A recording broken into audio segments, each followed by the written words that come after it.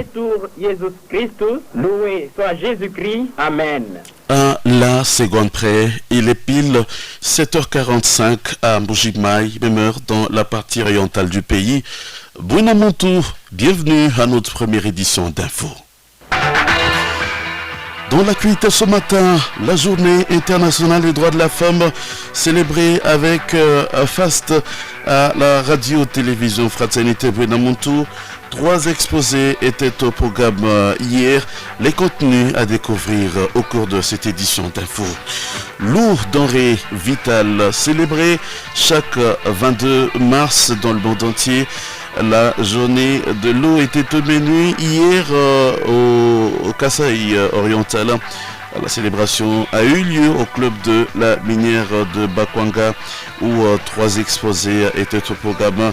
Le ministre provincial de l'énergie et soucis hydrauliques qui représentait le gouverneur a parlé de l'engagement du gouvernement à protéger le patrimoine de la régie des eaux.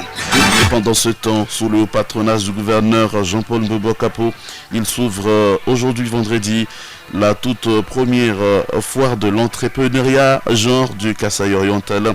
Plusieurs femmes ayant reçu des microcrédits de la Banque africaine de développement à travers le PRISE vont exposer leurs produits. À suivre aussi l'actualité au plan national. Madame, Messieurs, ce journal est mis en onde par Fredine Kachama. Ali Kazadi Mukola, c'est mon nom. Bonjour et bienvenue.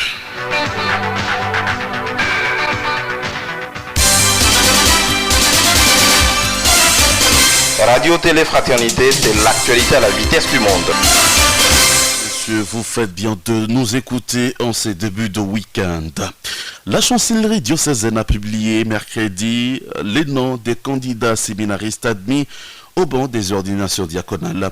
Lecture du décret épiscopal avec l'abbé Augustin Tchongo Kasangana, vicaire judiciaire et chancelier du diocèse de Mbuji-Mayi.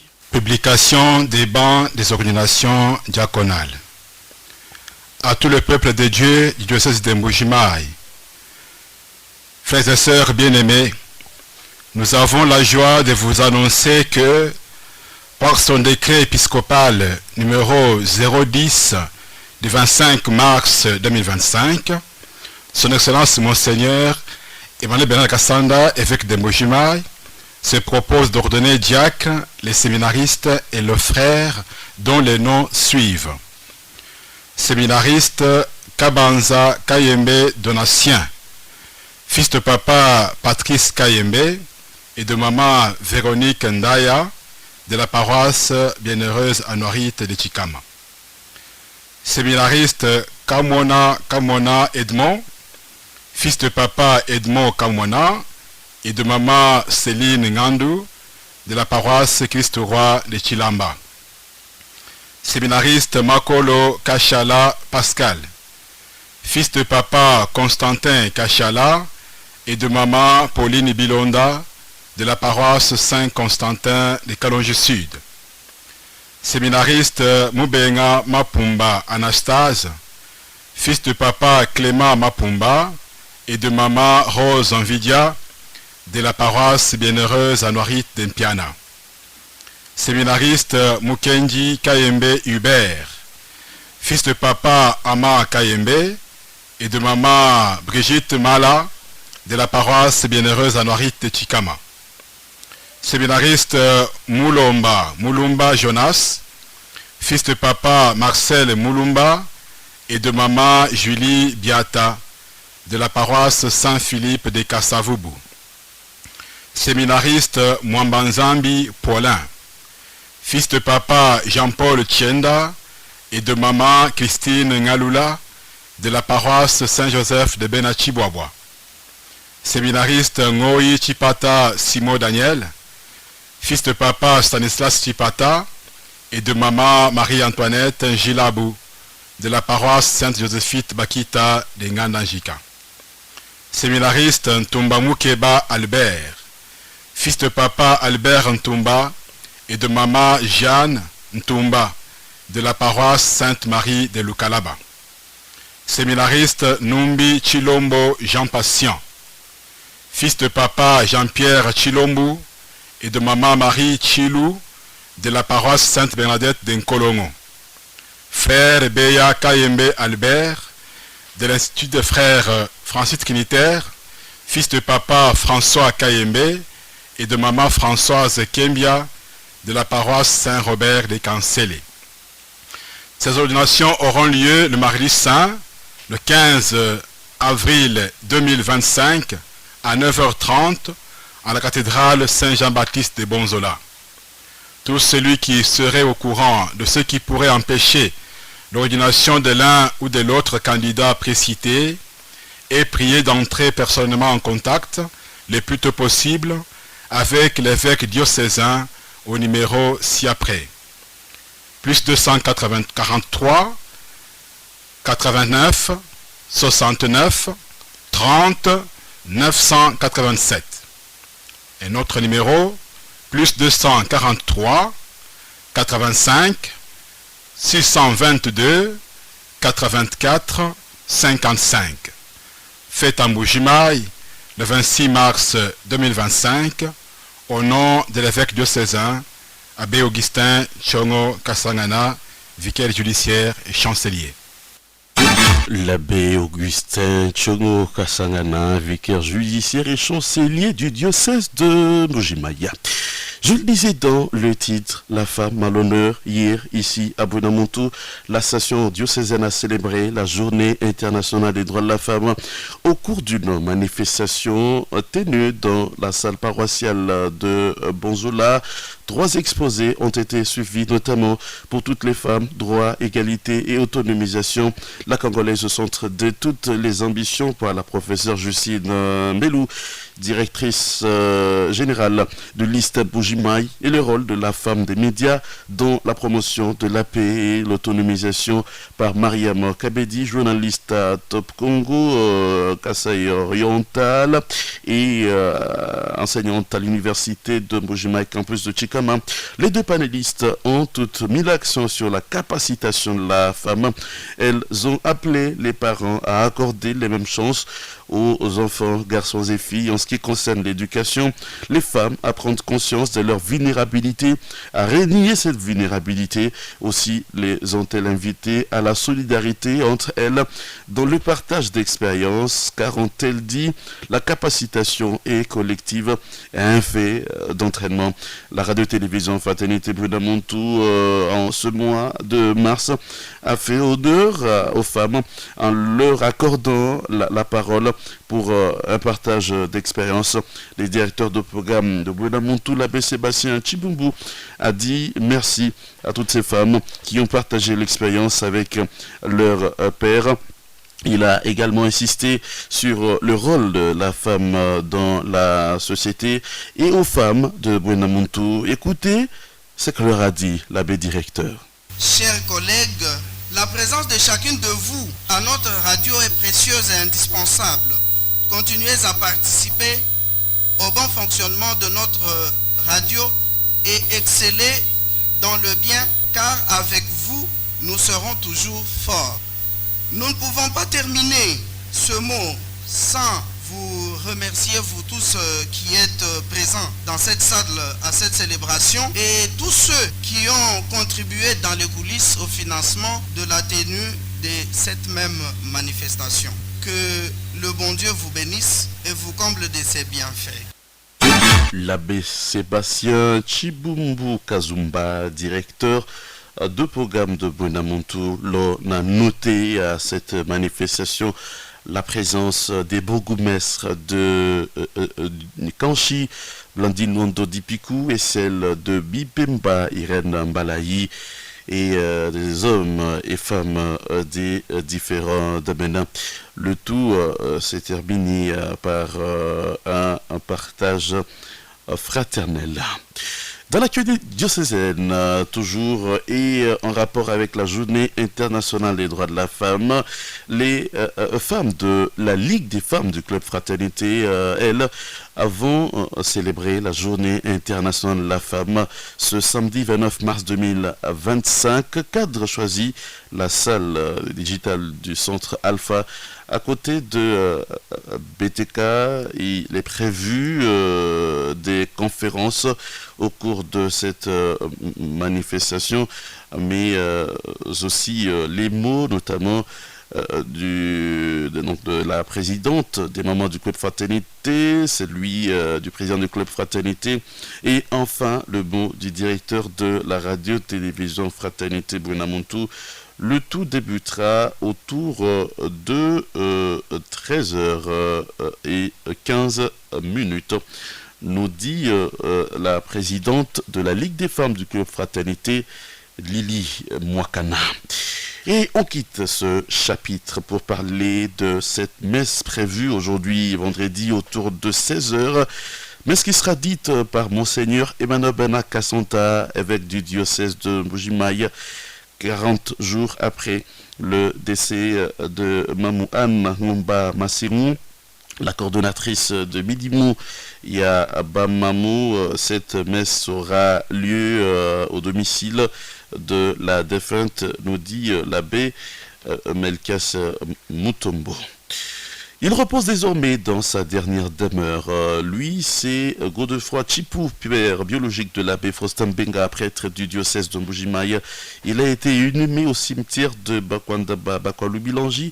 C'était après la messe de requiem présidée à Saint-René de Chitengue par Monseigneur Grégoire Chimena, premier vicaire général, aux côtés du deuxième vicaire général, Monseigneur Jacques Kabengele, et en présence du père évêque Monseigneur Emmanuel Bernard Kassonta. La messe était concélébrée par 58 prêtres et un diacre. Dans son sermon, l'officiant a parlé donc de l'évangile du jour, dans lequel Jésus envoie ses disciples prendre la Natachée, car il en avait besoin, et le décès de Godefroy Chipou, que le Seigneur a rappelé auprès de lui qu'il avait besoin donc de son âme. On écoute Monseigneur Grégoire Chimena dans cet extrait en Chiluba, choisi par Théo Kalombo Lupemba.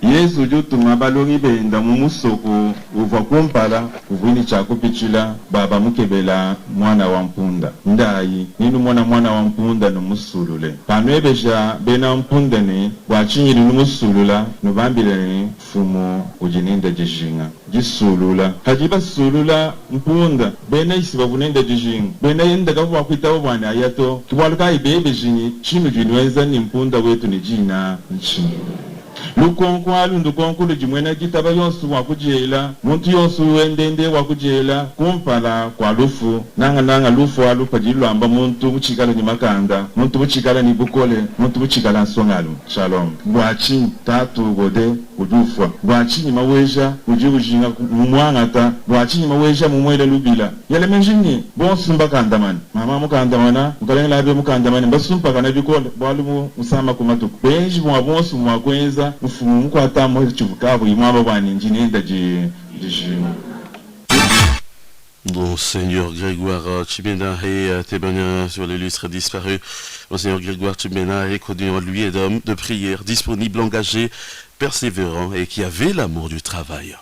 Tatu gode umundanga ekelesia uvukwata mujimu ni chisumi uvukwata mujimu ni jinanukila kavuchi na byambamba ni byakulakula bitu bantu bose bamba mubiko mwemuto avuboni kihachira kakuye kulumbira baba katachila bonso pamoni ndeji pamoni bakwabo ni bago de baba mamu nyaku ya Paul Monsantu ngi mikala nteka palujimi lwa mwana eto Godefroy igiyane njimulwanga na vita milenga njimulama jitaba kulwanga na vita toni kundekelu kula machinganye jitaba kimbi tegeta bwa kumpala kwa malu makola masama makola kaya twira bwanga muntu kushala mwijilani wangi jimukuluto bantu ni balani formule bantu ni balani mumvije mashira shilangana wani tote tubenza nungu lufala kala kukala tetu benza nungu kajipa jibukale mwamba ni jinende jishinga na shabaha bahagila mulwa akaw wali ye kimwena jandekelu ha sombelu ha moyo wa muntu yonsu wendendeo kujipole musanto amni kushajilano bwa kapetansa nsala kutu jibateke meneni tatu gode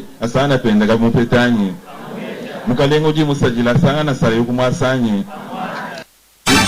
Monseigneur Grégoire Chimena, signalant que Godefroy Chipou est né en 1969 et est décédé le 24 mars 2025 à l'âge de 66 ans. Il laisse une veuve et des orphelins, parmi eux Un prêtre, l'abbé Faustin Benga, Monseigneur Chimena, a encouragé l'abbé Faustin Benga à ne compter que sur le Seigneur et à prier régulièrement pour le repos de l'âme de Tatou Godefroy Chipou.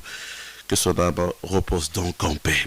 Radio-Télévision Fraternité, merci de nous écouter à l'instant. Nous marquons une pause avant de prendre l'actualité provinciale. RTF, la radio diocésaine de Mbujimayi sur FM 103.1 MHz. Et nous ouvrons maintenant le bal de l'actualité provinciale, célébrée chaque 22 mars de l'année. La journée mondiale de l'eau au Kasaï oriental a vécu hier dans la salle des banquets du club de la société minière de Bakwanga dans la commune de Lakanchi sous le thème « Préservant les réserves d'eau naturelle qui existent ». Elle a été présidée par le ministre provincial de Plan, Énergie et Ressources hydrauliques Charles Kamangansenda. Trois intervenants ont développé différents sous-thèmes liés à l'eau. Il s'agit des professeurs Bis Shimatou et Alphonse Kambi Dibaya qui ont respectivement parlé des réserves d'eau existant au Kasaï oriental et des effets du changement climatique sur l'eau. Le directeur de la Régie des eaux, Didier Claude Moudi-Lelo, a présenté la Régie des eaux, les besoins de la population du Kasaï oriental, la eau potable. Il a fait savoir que la desserte en eau a augmenté grâce à l'appui des partenaires de la RDC, notamment la Banque africaine de développement BAD à travers le projet PRISE et la KfW. Didier Claude Moudi-Lelo a évoqué la plus grande difficulté de la Régie des eaux dans la desserte en eau dans la ville de Mbujimayi. Il s'agit de la coupure du courant électrique de Toubitoubidi. Pour contourner cette difficulté, la Régie des eaux a initié la centrale photovoltaïque de plus de 10 MW, a renchéri le directeur régional de la Régie des eaux. Dans ce mot d'ouverture, le ministre Charles Kamanga a annoncé l'engagement du gouvernement à protéger le patrimoine de la Régie des eaux. On l'écoute. Notre province est en passe de résoudre l'épineux problème de desserte en eau potable à cause de l'insuffisance d'énergie électrique. Voilà pourquoi le gouvernement se bat nuit et jour pour mobiliser les financements afin de faire face à cette situation. Mesdames et messieurs, faisant face aux défis énormes dans ce secteur, le gouvernement provincial s'engage à soutenir toute action tendant à protéger tous les sites et les ouvrages d'eau de manière illustrée. Il s'agit de protéger les sources et les bassins hydriques à travers les projets de reboisement et de conservation des ressources forestières, améliorer la desserte en eau potable afin de desservir la population, assurer une sensibilisation à grande échelle, comme c'est le cas ces jours, afin d'inciter la population à adopter des pratiques responsables.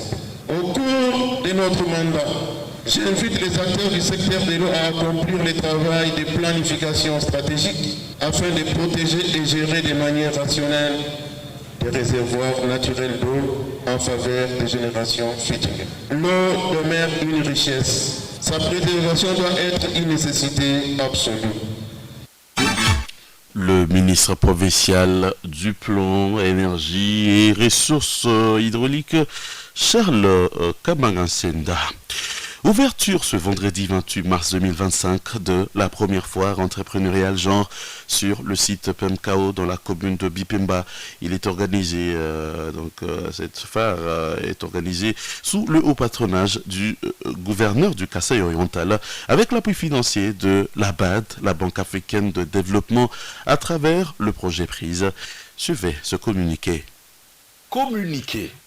Le centre multifonctionnel genre organise sous le haut patronage de son Excellence, Monsieur le gouverneur du Kasaï oriental, avec l'appui de la Banque africaine de développement à travers le projet PRISE, la première foire entrepreneuriale de la femme du Kasaï oriental. Elle sera couplée à un salon sur l'entrepreneuriat féminin. Cette foire aura lieu sur l'esplanade du centre multifonctionnel genre au site PMKO dans la commune de Bipemba. Au cours de celle-ci, plusieurs femmes ayant reçu des microcrédits vont exposer et vendre leurs produits, à savoir les produits des champs, les produits de la transformation des produits agricoles, ceux des activités génératrices des revenus et beaucoup d'autres produits issus de l'entrepreneuriat féminin du 28 au 31 mars 2025. Honorables députés, leurs excellences, responsables des institutions, chefs d'entreprise publiques et privées, responsables des maisons des commerces et des communications, chefs d'agence et des maisons de télécommunications, hommes et femmes d'affaires, venez acheter et vendre à bon prix les produits locaux issus des AGER et de l'entrepreneuriat des femmes fortes du Kasaï oriental. Par ce geste, vous encouragerez l'autonomisation de la femme est-kassaïenne. Dominique est donc au sujet de l'ouverture aujourd'hui de la foire entrepreneuriale genre ici au Kasaï oriental. Le programme d'appui au développement rural inclusif PADRI a organisé du 25 au 26 mars un atelier d'information et de sensibilisation des parties prenantes sur la stratégie genre et inclusion sociale. Le résumé de cet atelier avec vous, Jean-Victor Ngeleka. La salle de réunion du bureau territorial de Kabaye-Kamara a servi des cadres ce mardi 18 octobre 2022 à un atelier de sensibilisation et de prise de contact avec les parties prenantes au programme d'appui inclusif et résilient PADRI en sigle. Il a été organisé par la coordination de ces programmes dans l'espace Grand Kasaï. Selon Dadi Chimara, responsable de la composante appui à la production et commercialisation et structuration et intensification de la production, l'objectif du programme est de contribuer à la réduction de la pauvreté rurale, à l'amélioration de revenus des petits producteurs, particulièrement les jeunes et les femmes, ainsi qu'à l'amélioration de la sécurité alimentaire et nutritionnelle et aussi à la résilience au changement climatique. Pour y parvenir, a-t-il fait remarquer, le programme va agir pour le désenclavement de bassins de production et l'amélioration durable de la productivité de chaînes de valeur de 3 groupes de spéculation. Les zones du programme sont reparties dans 16 bassins de production, dont 7 dans la province de Maniema, 3 dans la province de Lomami, 3 au Kasaï oriental et 3 au Kasaï central. Par rapport aux infrastructures, les PADRI réhabilitera 1300 km de tronçons Lubutu, Kindu, Kasongo, Kabinda, Mbujimaï, Kanani, 230 km de pistes provinciales de dessert agricole. La construction de marchés de centrales d'énergie renouvelable est aussi prévue. 44 magasins de stockage et abattage seront également construits. Il y aura également la construction de 14 microcentrales et installation d'équipements solaires. Il est aussi prévu la construction de centres de santé et des écoles, la réhabilitation de forages d'eau et l'aménagement de 120 sources d'eau potable, et aussi la construction de 35 centres nutritionnels. Le coordonnateur Georges Tumbandumba fait remarquer que le PADRIR est une réponse structurée, cohérente, inclusive à l'amélioration de la sécurité alimentaire et nutritionnelle et aussi à l'accroissement de revenus. Il insiste sur l'implication des participants à cet atelier. Nous sommes maintenant en train de sensibiliser, de prendre contact avec vous, les territoriaux, les partenaires à la base pour vendre le PADRI. Le PADRI, c'est le programme d'appui au développement rural inclusif et résilient. C'est un projet du ministère de l'Agriculture. C'est notre projet. Le projet descendu chez nous ici, dans nos territoires. Nous avons été à Kabinda au début de la semaine. Vers la fin de la semaine, nous sommes allés à Kananga. Et aujourd'hui, nous sommes à Kabaye-Kamara pour la même mission. Mission de premier contact, mission de sensibilisation. Le PADRI est dans chaque province, dans 3 territoires. Ici, au Kasaï oriental, nous serons à Patapata, Katanda et à Kabaye-Kamara. C'est un projet multisectoriel qui non seulement s'occupera de l'agriculture, mais va améliorer le milieu de l'agriculteur. Nous y avons noté la présence de l'inspecteur provincial de l'agriculture et cet atelier a été lancé par l'administrateur du territoire intérimaire. Le coût global du programme est de 140 millions de dollars américains. Jean-Victor Ngeleka à l'instant dans votre journal. L'entreprise SECO s'est engagée mercredi soir à payer les salaires aux travailleurs de la société Énergie du Kasaï et NRK jusqu'à la privée de leur rémunération dans la production et la distribution du courant électrique du barrage hydroélectrique de Tchala. Cet engagement annoncé à la presse a été pris au cours de la réunion présidée par le gouverneur de province dans la salle du gouvernorat avec les responsables de la MIBA, de la RNRK et de la société SECO. Cette dernière est chargée de réhabiliter 4 machines de la centrale hydroélectrique de Lubilanger 1 et de réhabiliter totalement celle de Lubilanger 2. D'après le directeur général de la MIBA, André Kabandakana, une année après la signature du contrat, il était question de réévaluer les clauses pour s'assurer de l'exécution du contrat qui lie la MIBA à SECO.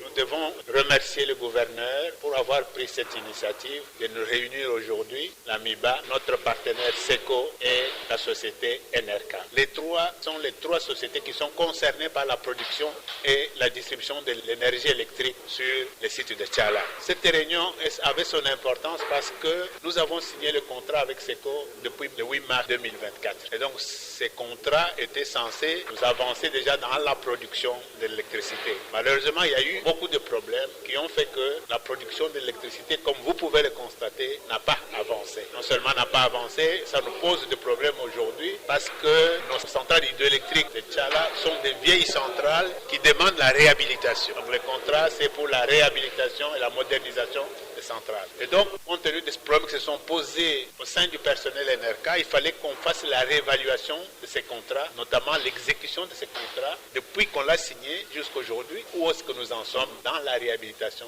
et la modernisation. Voilà ce que nous avons fait grâce au gouverneur aujourd'hui. C'est un début, nous allons continuer. Mais quelque chose qu'on doit retenir aujourd'hui, le problème de paiement du personnel, notamment le personnel de l'NRK et ceux de Mbujimaï. SECO s'est engagé de payer ce personnel déjà dans une semaine. On va essayer de veiller sur ça pour que cette promesse soit tenue.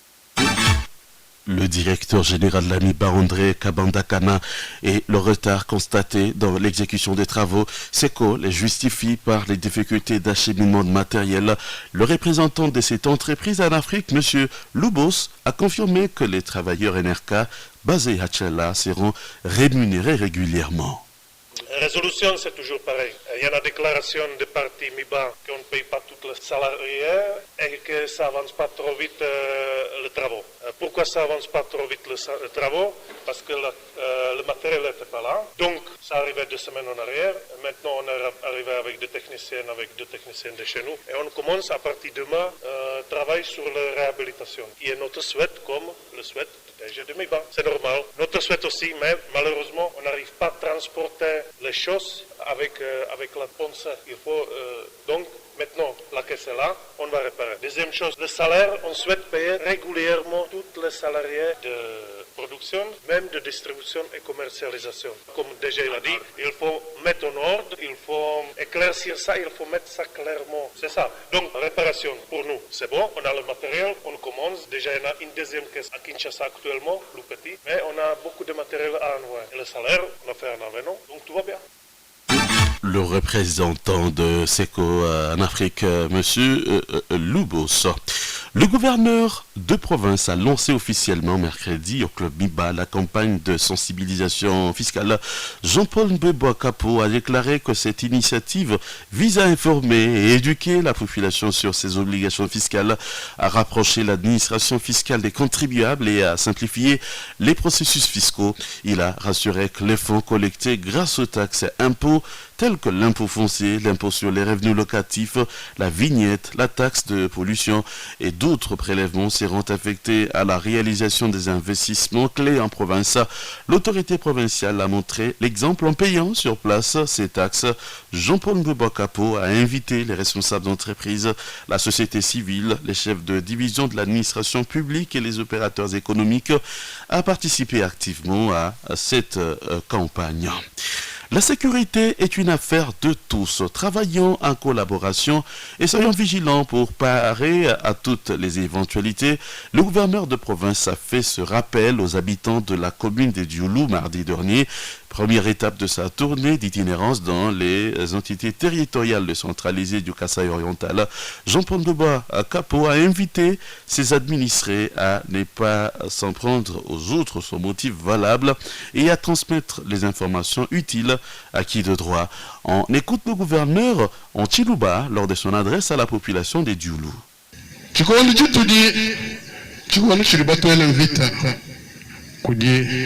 Bana betu bena Rwanda ni bantu bato hanyum sinimonya balo sécurité mbwalo bwa muntu yonso bwalo budi bangi na mwaburu songo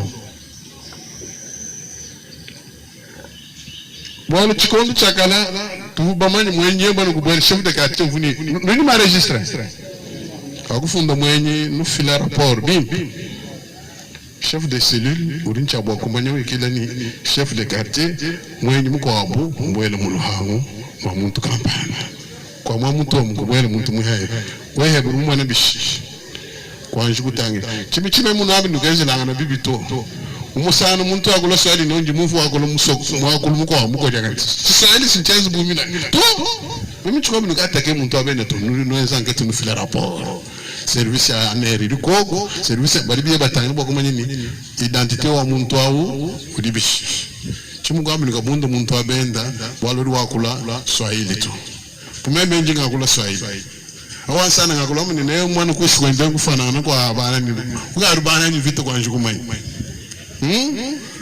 alors il faut que colonne chabin to bim how to get information nous t'avons pas chef de poste mais dire que nous avons une information pour nous bantu benda ba contrôle ba kumanya ni muntu awu mwabi.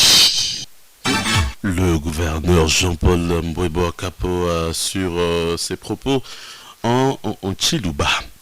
L'actualité au plan national maintenant. Dans un communiqué officiel daté du 27 mars 2025, le ministre des Finances, Doudou Fomba Likunde Libotaï, informe l'opinion nationale qu'en exécution de la décision prise par le gouvernement sous l'impulsion du président de la République, Félix Tshisekedi, la rémunération des éléments des forces armées de la République démocratique du Congo et de la police nationale congolaise vient d'être doublée, note nos confrères de 7 sur 7. À dater de ce jour, confirme les communiqués signés par le directeur de cabinet du ministre des Finances, chaque militaire et policier recevra sur son compte bancaire le double de sa rémunération du mois précédent.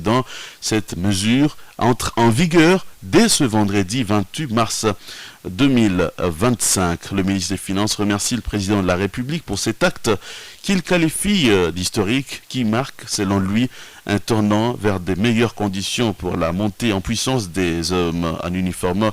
Doudou Fomba dit être persuadé que chacun d'entre eux honorera davantage le peuple congolais ainsi que le commandant suprême des forces armées, en affichant une attitude digne pendant ce moment difficile de l'histoire du pays. En outre, le ministre des Finances annonce que des contrôles seront lancés ultérieurement par les ministères du Budget, des Finances et de la Défense, avec le concours des inspections générales, les FRDC et de la PNC, pour dénicher d'éventuels cas d'incohérence en termes d'effectifs. Et puis, la représentante spéciale du secrétaire général de l'ONU en RDC et patronne de la MONUSCO, Bintou Keïta, est intervenue ce jeudi 27 mars au Conseil de sécurité de l'ONU sur la situation sécuritaire et humanitaire dans l'est du pays. Elle a appelé à la réouverture des aéroports de Goma au nord Kivu et de Kavumu au sud Kivu pour faciliter les opérations humanitaires. Les deux aéroports constituent le bout de sauvetage pour les humanitaires et un élément clé de la rotation des contingents de la MONUSCO, a fait savoir Bintou Keïta. Pour elle, les violations des droits humains se sont multipliées, d'où la nécessité d'intervenir donc urgemment. À l'en croire, les rebelles du M23 soutenus par l'armée rwandaise empêchent la MONUSCO de faire son travail dans les zones qu'il contrôle. Ainsi, elle a demandé que ceux qui empêchent l'exécution du cessez-le-feu tel que le prévoit la résolution onusienne 2773 soit sanctionné. Malgré les appels au cessez-le-feu du Conseil de sécurité de l'ONU à travers la résolution 2773 ainsi que ceux de la SADC et de l'EAC, la situation sur le terrain ne cesse d'empirer en raison de l'expansion dans l'est du pays de l'Alliance Fleuve Congo FC et du mouvement du 23 mars M23 soutenu par les forces de défense rwandaises, a conclu Bintou Keïta. Et voilà, qui vient complètement mettre un terme à cette édition d'Info, la première en ce vendredi 28 mars 2025 sur Buenamontu. Pour vous qui nous avez pris en cours, retenez pour l'essentiel. Les femmes à l'honneur, hier à Buenamontu, il y a eu célébration de la journée internationale des droits de la femme.